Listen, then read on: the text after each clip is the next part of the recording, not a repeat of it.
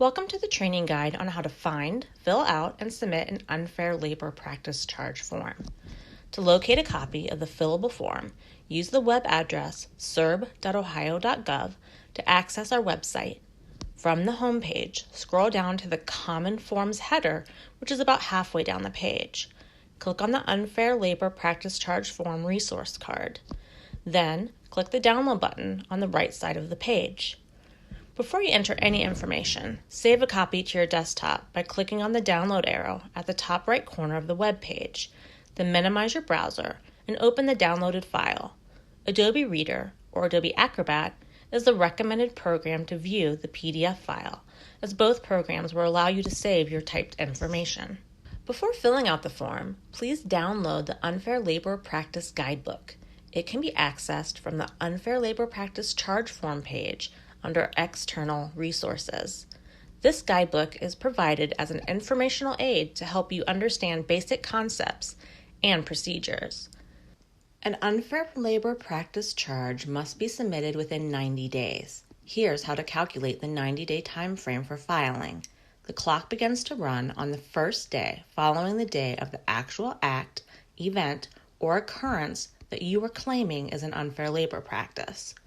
You, as the person filing the charge, must have actual or constructive knowledge of the conduct or act that is claimed to be an unfair labor practice. Remember, you must have experienced actual harm that resulted from the conduct or act you are claiming to be an unfair labor practice. The 90th day to have the charge timestamped at SERB does not include weekends or holidays when the office is closed. But remember, in calculating the 90 days, you must allow for mailing the unfair labor practice charge form to SERB. The form cannot be emailed or faxed. Now, let's start with the information that must be included on the unfair labor practice charge form. Box 1. Check the appropriate box. Are you filing as the employee organization, aka the union, an individual or group of employees, the employer, or something else? Then make sure to check the other box and explain who you are on the line. Fill in the complete name, address, phone number, and email address corresponding to the box you checked. Union, employee, employer. Remember, SERB does all of its communication electronically, so please make sure the email address is valid and legible. After completing box number 1, you will now be referred to as the charging party. Box number 2. If you are being represented, please provide the name, address, phone number, and a valid email address of that person. Remember, you do not need to have a representative to file a charge. If you don't have a representative, leave this box blank and SERB will communicate with the party listed in box number 1.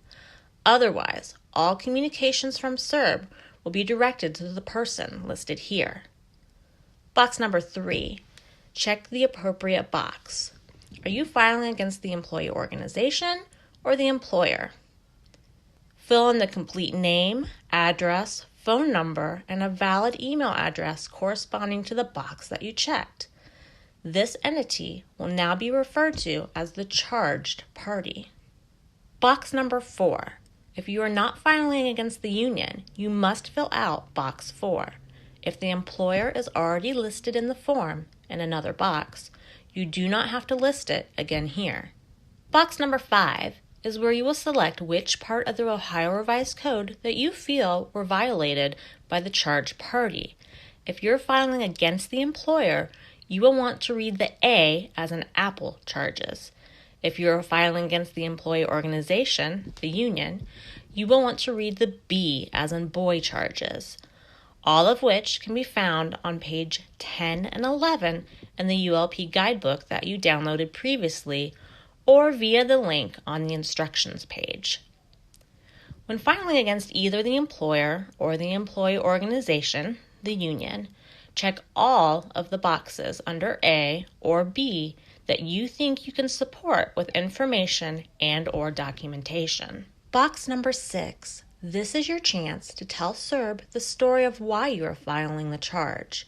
Your detailed, clear, and concise statement must include who, what, where, when, how, and all the dates of the violations you alleged in box number 5.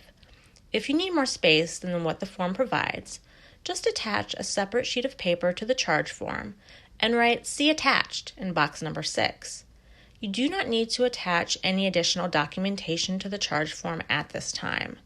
SERB is going to ask for this information later in the process. In the Proof of Service declaration box, this is where you or your designated representative print, sign, and date the charge form to confirm that all of the information you have provided on the form is true to the best of your knowledge. You also must complete the Proof of Service section. This is where you or your designated representative confirm to SERB that an exact copy of the charge form has been sent to, served, on the charged party listed in box number 3. The information in this box must include the complete name and address of the party you are sending the copy to, the method and date you sent the copy. Was it sent by regular mail or certified mail? Did you hand deliver it, or did you send it by email? If you emailed it, don't forget to include the email address of the person you sent it to. Finally, you, not the person receiving the copy, need to sign and print your name at the bottom of the form. Remember, the unfair labor practice charge will not be accepted and/or processed by SERB if it does not contain a completely filled out proof of service. Please note, if you're filing against both the employer and the employee organization, the union, you must file separate unfair labor practice charge forms for each of the parties. You cannot combine charges against the employer and the employee organization on the same charge form. We hope that you have found this training helpful. If you still have questions, please call SERB and ask to speak to an investigator.